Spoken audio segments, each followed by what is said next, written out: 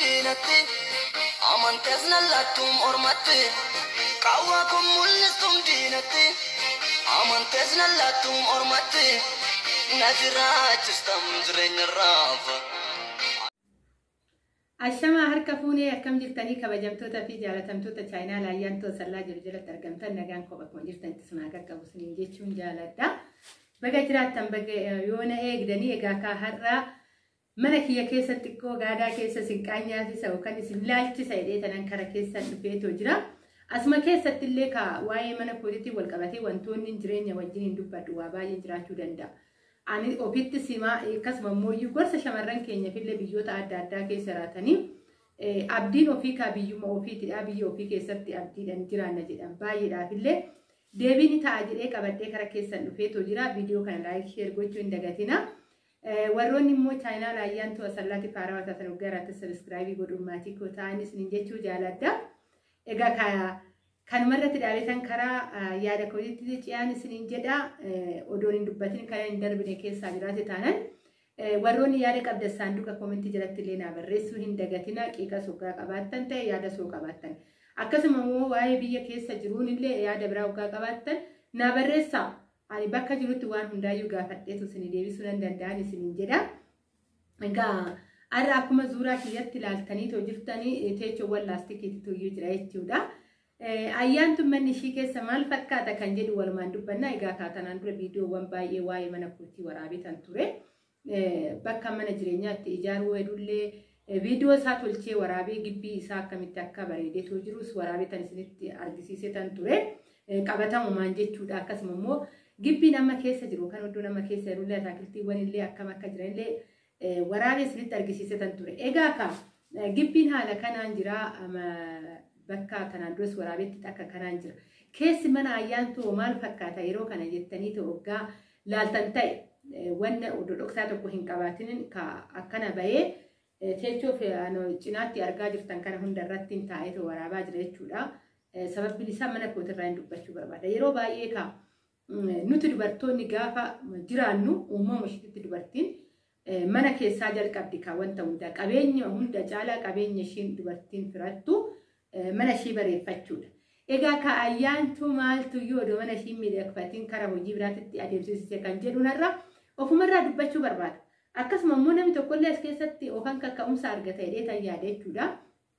Ijoollee baay'eellee akkuma arginu yeroo biyya arabaatii garanii mana bareechatanii qalamii bareedaadhaan dibatanii akkasuma soofaa adda addaa xarapheezaa adda addaa galchaniitidha jechuudha kan arginu.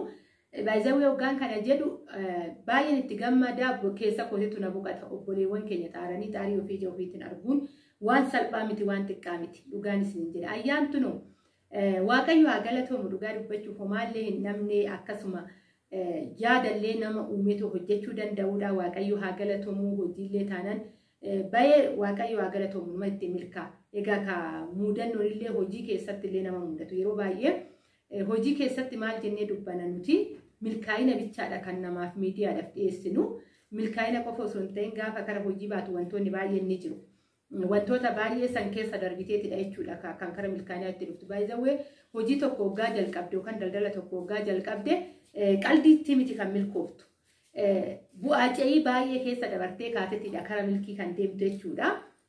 Egaa amma ani akkuman dhufeen eenyufan dursaa kenne hojiidha fan dursaa kenne jechuudha. Manni dhugaa dubbachuun manni nama keessa taa'ee waraabu manni ammaaf keessa jiru fuulduratti akkuman tanaan dura isin jedhee ture. Bootaa isaa deemee waraabee isinitti argisiise gibbiin isaatillee akkamitti akka bareedee jiru isinitti argisiise fuulduratti jireenya achi jiraanna jedhee tanan yaadalleedhaan walleedha. Waaqayyo fedha isaatiif jaalala isaa haa ta'u. Ammaaf garuu ani gallaan manni kun ture erga ijaarame jechuudha. Manuma kana keessatti an boqadheetuma yaa'u mana siistiriitii yaatu wal qabateetidha jira. Asumatti boqadhee tanaan eenyufan iddoo kenne hojiidhaafan iddoo kenne jechuudha dursa. Dhugaa kana ani mana bareechuu kan hin danda'uun kana jedhu mana barbaachisu kan inni immoo meeshaa mana keessatti galchuu barbaachisu jechuudha kootiif miti. Wanna hundaa waan ati godhuu qabdu mana kana wajjin kan deemu meeshaan koo mana kana wajjin kan deemu mana biraa ijaaru wajjin deemuu dhiisuu danda'a. Yeroo san meeshaa kee waggaa baastee tunan jijjiirette ji'a tokkollee ji'a lamallee geesseetti fayyadamte maal ta'a moofaa akka moofaatti gurgurtaa yookaan akka moofaatti jijjiiratta jechuudha. mana kiyya wajjin kan deemu mana kee wajjin deemuu dhiisuu danda'a. Kanarraa kan ka'edha kaayigaa mana kiyya keessa maaltu jira waggaa ilkanii soo yaaddan laastikii teechotu jira. Keessummaan koollee waggaa dhufan as jibbaatu afameera yeroo baay'ee jibbaa irrattan waraabayyuu hin argitu. Jibbaan afamee jira. Gaadaa keessa algaan ni jira. Saaloonii waggaa teenyu xarapheezaa akkanaa irra teenye jechuudha. Baay'ee xarapheezaan kunillee amma duraan birrii 50 bitamu. Amma akkami 400 ammoo 350 waan akka 400 ta'e sorry garuu dagaddeetu jira.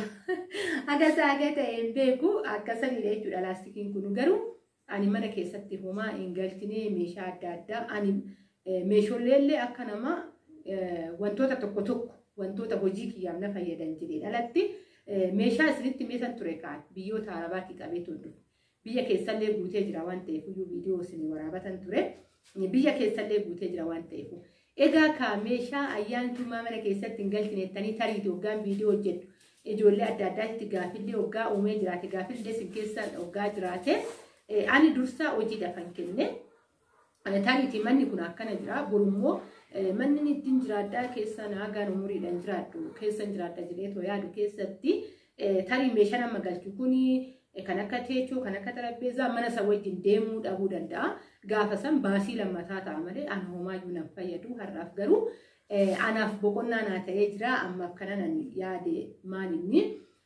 mee biyyoota arabaa keessatti waggaatti haga kana hojjedhee argadhaa biyya keessattu boqachaa saba koo wajjin afaan koo dubbachaa yeroon dadhabe afaan guutee waan kooti dubbachuu firiidamii hundumaa olitti jechuudha firiidamii waan keetidha dadhabdu ni boqatta bakka dadhabdetti wantoota baay'ee nama wajjin waggaa sheerii gootu haamilee argatta mee kana ta'ee hundumaa ol sammuu keenya firii goonee waggaa keessatti bu'aa akkamii arganna kan jedhu kanaanaan walitti seenuu kan dorgommii seene malee mana miidhagsuutti hin seenneen isinii jechuu jaaladha maaliif egaa akka kana kan waggaan dubbadhu maaliif seetan namoota baay'ee keessatti gaaffii uumuu ni danda'a yeroo baay'ee shamarran biyya arabaatti gizee galte meeshaa ofii argisiisu mana ofii akkanatti mana keessatti akkatti waan akkanaa sirreesse waan akkanaa godheedhanii dubbatu kanarraa kan ka'e hordoftoota kootitti illee gaaffii uuminaa kan jedhurraa kan ka'edha har'a viidiyoo kana hojjechuu kanan dhufeen isin jechuu jaaladha kan dirqame sababbiin isaa mee dursa waggaa kana keessatti ergaan galee amma ji'a shanaffaa keessan jira gabiin ayyaantuu akkam fakkaata waggaa jettan ta'e anaga kana mara gabiin kana mara argadhe jedheetoo kanan tilmaamu tokko hin jiru tokkoffaan gabiin argadhe jedheetoo yaadu firiidamii nan qaba hojjechaa tan jira bu'aan isaa immoo hojii nan hojjedhu waggaadhaan kan argamuu danda'udha baay'ee horii naannollee galchee qilleensa irraanillee waan tokko nan hojjechaatu jira horii amma fakkeenyaaf gizeen deebisu kan altiititu jira tokko isaan hin deemu sauma dhaluudha akka rakkoon uummatee yaa'u inuma jireenya keessatti yookaan hojii keessatti nama ni mudata waan akkasiisanii ani garuu qabni ani teechise hojii ani teechise guyyaadhaan maal argadhaa odoo ta'e waggaa keessatti bu'aan koo maal buusalaadha kanaan ani teechise jechuudha kanarraa kan ka'edha mana keessallee wantoota adda addaatti qarshii kanan balleessuun dhiisini kara hojiitti an adeemsisiiste kara hojiitti maalitti adeemsisiiste waggaa ittan kaakee isinitti argisiiseen ture lafallee akkuma galiin akkam bitee qarshii koo dursaa maaliin godhe lafarran qarshii koo teechise kan isarraa kara hojiititti kan ittiin hojjedhu qofaa teechise jechuudha. Maaliif gizee kana keessa dhugaan isin jedha warqii keeti dhalatte. Siifillee immoo waasinnaa keetu yookaan immoo waabii keeti jechuudha. Waaqaa gaditti kan hoggaan jedhu qabeenya waabii godhachuu sun ta'e akka namaatitti jechuudha. Akka namaatti nan jiraadha gaafa jettu kana hunda si barbaachisa waan ta'eef akka sanitti kanarran teechifadhe. Kan isarra bibbitee isarra lafa kanarra teechise kan odoon irra manni ijaara jedhetti ijaarrachuu nan danda'a odoon meeshaadhaan nan galchireetti hin galchuu nan danda'a garuu bu'aa isaa waggaa keessatti daldala kootillee ta'ee hojii adda addaatti socho'ullee ta'ee kana keessatti beekuu qaba jedhee tananii egaa ka'anii kara meeshaa bituu soofaa galchuu xarapheezaa waan akkasii biiffee waan akkasii galchuu hin deemne mana keessan isiniin jedha egaa ka fuulduratti immoo maal akka goonu walumaan laallaa umriin waa dheeressu fayyaan waa kennu isiniin jechuun jaaladha dursa ani bu'aanuma tokkoofu bootaan kennine hojiidha kan bootaa kenne kanuma isiniin jechuu jaaladha ka waa'ee mana kootii kanan isiniif taasisuu barbaade kanaadha warroota baay'ee keessa tarii dubbachuullee waggaa baattan gaafii uuma jedhee tanan sababbiin isaa yeroo baay'ee ijoolleen keenya gaafa gallu manni abaluullee akkana jira maali fi mana ofii nutti argisiisuu didde ayyaantuni erga galtee ji'a meeqadhaa mana ofii akkatti bareechifattee bareeffannee meeshaan mana keessa hin jiru jettanii tarii gaafii isin keessatti uume jedhee tananii viidiyoo kana hojjechuudhaan dirqama. Sababbiin isaa ayyaantu kanachuu hojjettee dhufte mana ofii waan ittiin bareeffattu hin dhabne waaqayyo haa galatoom. Akkuma nama shamarra kamiitu akkuma nama dubartii kaayyoo qabdu tokkootittan hojjedhee qarshii koo akkaawuntii koo irratti galfadhee too galee waaqayyo haa galatumu. Waanuma tokko wanti na jala dogoggora uummati tokko hin jiru. Rabbillee na gargaaree waaqayyollee na eebbisee gallaanillee waan irratti oolfachuu qabu irratti oolfadhee kana fedhe immoo itti socho'aa jira jechuudha. Kanaafiyyuu kana fakkaata. Ani akkuma isinitti beekaa mana kana keessa baay'ee jireenya turuu iddoo mijataa miti. Keessattuu iyyuu hojiidhaaf taaksii midhaamni baay'ee rakkisaa jira ta'eef as keessatti har'a ji'oota haga kanaa jiraachuu jecha odoo meeshaa galchee mana san keessatti meeshaan kun adeemuu dhiisuu danda'a. Kanarraa kan ka'een akkuma argaa jirtan teechuun asiin ni jira, asiin ni jira, asiin jibbaa midhaamina hafee haala kanaaniin mana keessa jiraatan isin jechuu qaba. Manni kaa kutaadha, kutaa qaba, kutaa hirribatii fi kutaa saaloonii qaba. Kushiinaa akkuma viidiyoo darbee irratti hojjedhe kushiinaa ijaaree garuu hin bareechine keessa isaa kushiinas ni qaba. Manni ani kaa ala amma wanti ani jiru ala hoon jedhu maal inni hojiittan fokkasii kennaa jira jechuudha mana caalaa. Kanan isin jechuu jaaladha. Kanaafuu gaafii isin keessatti uumini warri gaafii nan gaafanne baay'izawee waan as keessatti na hubachuu qabdan gaafii nan gaafanne obboleewwan koo. Anatu intalli kun ala hojjettee galtee biyya ormaatii galtee ayyaantuni mana ishii viidiyoo waggaa hojjettu yeroo baay'ee mana ishii nutti argisiisne jettanii gaafii yoo isinitti uumeeffan akka galuu kan irraa deddeebi'ee tutuutti dubbachaa too jira. Hordoftoota chaayinaala ayyaantu asallaa egaa kaa viidiyoo biraatti naga walitti deebiin turtii gaarii naaf qabaadha. Egaa kana fakkaata.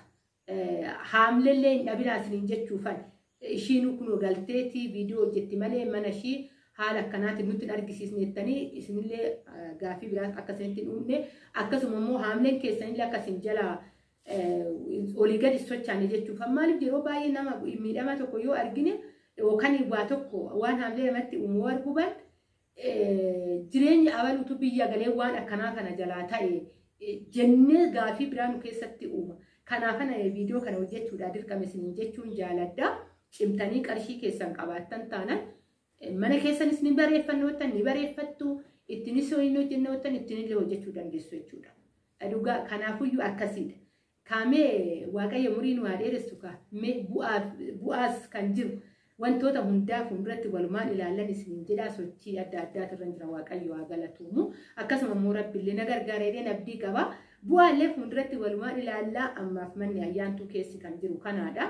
Ani meetiraala mana keessatti hin galchine calliseetuman jiraachaa jiran isiniin jedhaa oduun nan galchalchidhe waaqayyo haa galatuumu. Homaallee namni dafqa kootillee waaqayyo walumatti naafunaanee akka wayirra oolfatu na gargaareetu jira.